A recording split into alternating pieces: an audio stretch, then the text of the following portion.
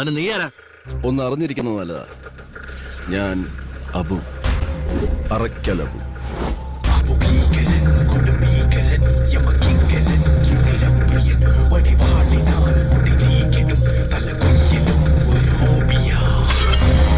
കഴിഞ്ഞ ഓണത്തിന് കൈപ്പഴ കുഞ്ഞപ്പന്റെ കയ്യറുത്തപ്പോ കട്ട ചോരയെ മുഖത്ത് വെച്ച് അത്രയ്ക്കും വരില്ലല്ലോ ഒരു പീറാട്.